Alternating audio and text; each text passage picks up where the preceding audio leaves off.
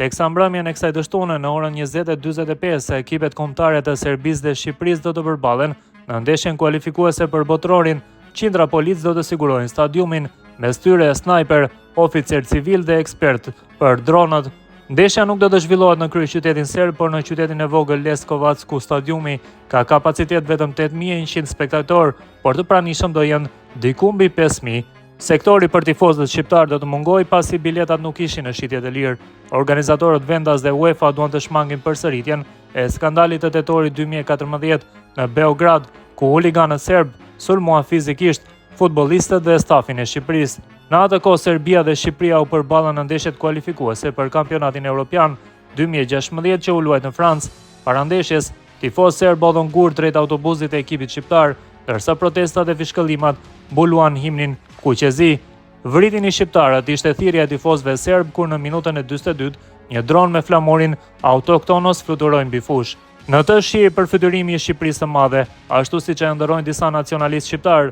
Në fushë mbrojtësi serb Stefan Mitrović e kapi flamurin dhe menjëherë lojtarët shqiptar vrapuan drejt tij, pas kësaj shpërthyen përleshjet në dhe jashtë fushës. Ndeshja u ndërprer, por pasojat e saj vazhduan. Në kryeqytetin e Kosovës, Prishtinë, qindra tifozë e festuan ndeshjen me karavan makinash dhe fishek zjarre. Në zonat kufitare midis Serbisë dhe Kosovës u dojgjën flamujtë të dy vendeve. Edhe në diasporë, në Vjenë dhe Berlin, pati përleshje midis serbëve dhe shqiptarëve, ndërkohë vizita e planifikuar e kryeministrit shqiptar Edi Rama në Beograd u shty, dhe konflikti duket që s'ka përfunduar kurrë, edhe pas 11 vitesh, që atëherë përballja midis Serbisë dhe Shqipërisë konsiderohet si një nga ndeshjet më të ndezura dhe më delikate në botën e futbollit. Tifozët nga të dyja palët vazhdojnë në fushë një konflikt që ka rrënjë shekullore. Në qendër të konfliktit qëndron Kosova, ku jeton një shumicë shqiptare etnike, që në kohën e ish Jugosllavisë, kosovarët ndiheshin të anashkaluar. Në fund të viteve 90, politikani serb Slobodan Milošević nisi luftën në Kosovë. Edhe sot Serbia nuk e njeh Kosovën si shtet të pavarur, megjithëse ajo shpalli pavarësinë në vitin 2008. Tifozët serbe shprehin nacionalizmin e tyre në mënyra të ndryshme, shpesh ultrasit e Crvena Zvezdës udhëtojnë drejt Gračanicës, një enklavë me shumicë serbe në Kosovë.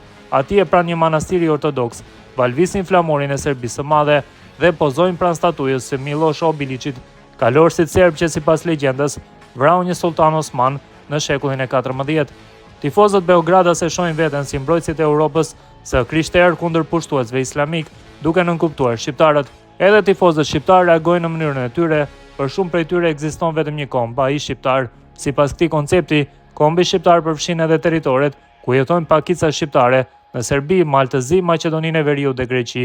Në ndeshjet e ligës vendase ata shpesh këndojnë këngë për luftëtarët e UÇK-s, e cila në mesin e viteve 90 kishte sulmuar objektivat serbe dhe mbrojti territorin e Kosovës, civilët duke çuar deri në lirinë e vendit.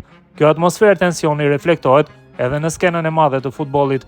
Pas një ndeshje të fazës së grupeve në kampionatin evropian 2024 në Hamburg kundër Kroacisë, lojtari kombëtares shqiptare Mirlin Daku mori një megafon dhe ju drejtua tifozëve me mbyte Beogradin. Daku pezullua për dy ndeshje.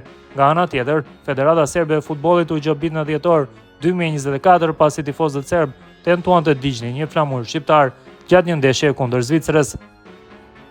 Në këtë kontekst, federatat e futbollit e konsiderojnë si sukses faktin që ndeshja e parë mes Shqipërisë dhe Serbisë në kuadër të kualifikueseve të botrorit në Tiranë u zhvillua pa incidente. Për ndeshjen që u luajt në fillim të qershorit në Air Albania, Federata Shqiptare e Futbollit nuk i shiti bileta grupeve të tifozëve. Në vend të kësaj u rritën çmimet e biletave dhe përzgjedhja u bë me short nga mbi 200.000 aplikime. Shumë ultras shqiptar protestuan dhe ndoqën ndeshjen në një shesh me transmetim publik. Ata shpalosën edhe një pankart drejtuar federatës: "Na hiqni biletat dhe na sillni policin, por nuk mund ta vrisni zemrën që rre për Shqipërinë."